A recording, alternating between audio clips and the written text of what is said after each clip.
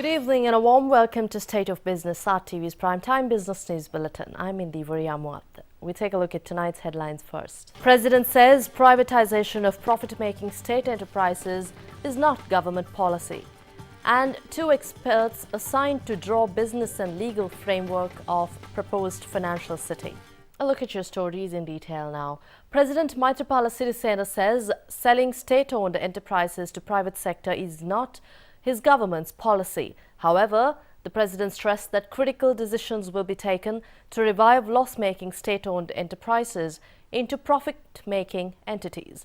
The president said that if necessary, private sector assistance will be obtained to revive loss-making enterprises in the country. President Sirisena expressed these views speaking at the inauguration of the Sri Lanka Port Authority CFS1 warehouse at the Colombo port this morning. This warehouse was inaugurated to coincide with the 37th anniversary of Sri Lanka Port Authority. The state-of-the-art facility covers a space of 5,400 square meters. Following the inauguration of the warehouse, President Maithripala Sirisena addressed the gathering. අපේ රාජ්‍ය ආයතන පෞද්ගලික අංශයට දීම සම්බන්ධයෙන් නොයෙකුත් මාධ්‍ය තුල දකින දේවල් තියෙනවා. නොයෙකුත් කතාබහට ලක් වෙන දේවල් තිබෙනවා. වරාය ගත් විට වරායේ තිබෙන යම් යම් අංශ පිළිබඳවත් එවැනි නොයෙකුත් අදහස් මම අහලා තියෙනවා. මාධ්‍ය තුල දැකලා තිබෙනවා. මම දැක්කා පහුගිය දවස්වල ලංකා හොස්පිටල් එක විකුණන්න යනවායි කියලා පත්තරේ දාලා තිබුණා මම දැක්කා.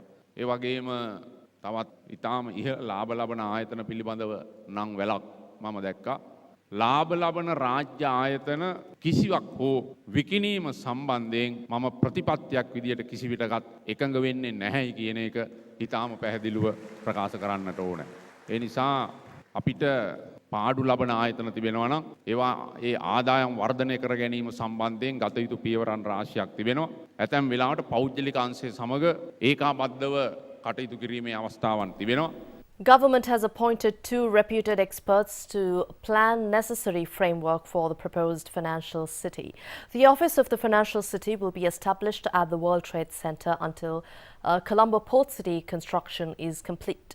Cabinet spokesperson Dr. Rajitha Senaratne said that Dr. Rajan Sara will replace the business, or rather will prepare the business framework, while former Attorney General Yuanjana W. Vijaytilaka is assigned to finalize the legal framework.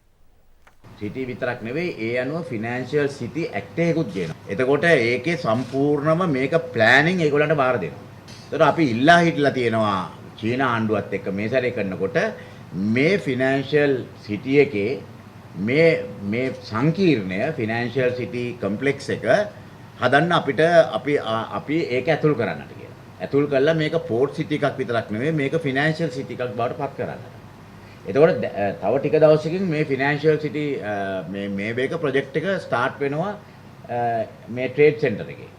මෙන්න මේකින්ද තමයි ඒක නිසා port සිටි කියනවට වඩා ෆිනෑන්ෂියල් සිටි කියන එකට මේව කරනවා මොකද ඒක රජයේ ඉල්ලීමක්.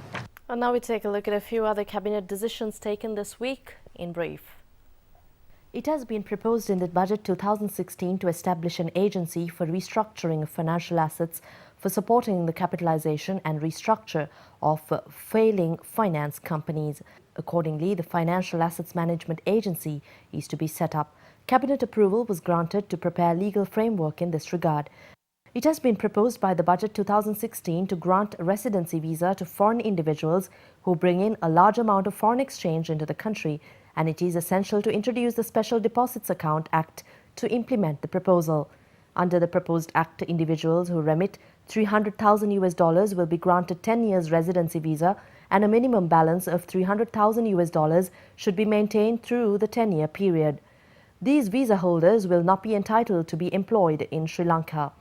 Cabinet approved a proposal to direct the legal draftsman to draft the proposed Special Deposit Account Act. Sri Lanka will obtain expressions of interest from interested aircraft manufacturers, assistant manufacturers and authorized government agents for government-to-government basis purchasing of fighter aircraft. Government says fighter aircraft of the Sri Lanka Air Force have been aging and it is required to maintain them updated due to the importance of maintaining the oceanic security and being prepared for any unexpected threat. And State Minister Niroshan Pereira says the private sector has a critical role to play in reviving the country's economy. He said this addressing the media in Colombo today.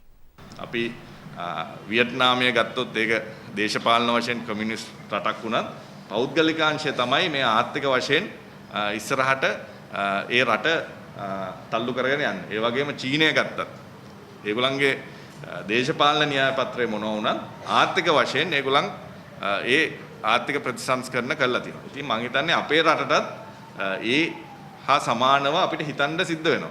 We'll take a short break. We'll be back with more on the other side. Welcome back to the news. Minister of Strategic Development and International Trade Malik Samaravikrama says the government is embarking on long-term trade and investment policy to face challenges of volatile global conditions. He was speaking at the 2016 Presidential Export Awards ceremony held at the BMICH last evening. The 20th Presidential Export Awards ceremony was held under the patronage of President Maithripala Sirisena. Organised by the Sri Lanka Export Development Board, export awards are presented to exporters who have made a significant contribution to Sri Lanka's exports. We are framing outward-looking trade and investment policies which aim to revitalize Sri Lanka's export competitiveness and integrate the country more closely with the region and the rest of the world. We are also in the process of implementing a series of reforms to uplift the country's trade and investment performance. A new trade policy framework is being formulated which focuses on reducing the anti-export bias in our policies. These reforms are being complemented by improved trade facilitation, which will enable Sri Lanka to capitalize on its strategic location and excellent port facilities to become a distribution and logistics hub. The minister also spoke on the proposed economic and technical cooperation agreement with India. India and Sri Lanka yesterday began preliminary official level talks on the EDCA, which the two countries hope to sign by the year end. Economic and technology cooperation agreement can increase Sri Lanka's competitiveness in industrial exports and also increase the supply capacity to better utilize the market access to India. In addition, EDCA negotiations are addressing outstanding non-tariff measures, as well as many of the existing procedural barriers and delays in Indian ports entry. The intention is to deepen the current agreement in goods by reducing the negative list on the basis of less than full reciprocity and widening it to include services, investment, technology and training. We could also explore the possibility of redirecting some of the Indo-Pakistan trade currently transmitting through Dubai. Sri Lanka's agreements with India, Pakistan and China will give the companies located in Sri Lanka preferential access to a market of around 3 billion people. This will certainly be a unique selling point. I'll be back with details from the trading flow after this break. Welcome back. Market ended the day on a positive note, with the indices gaining on the back of foreign buying evident on index-heavy counter John Keells Holdings, as the counter gained ₹3.20 today. Offshore investors remain net buyers, with interest seen on Dialog Axiata. The All Share Price Index gained 33.64 to close at 6,543.75, while the S&P SL20 index gained 19.11 to close at 3,565.63. Turnover for the day amounted to ₹751.6 million, with 30.9 million shares trading hands. The top traded counters were John Keells Holdings with ₹164 million, followed by Chevron Lubricants with ₹111 million and Dialog Axiata ₹55 million. Foreign inflows amounted to ₹292 million, while outflows totaled ₹192 million. Here's a look at the day's foreign currency rates.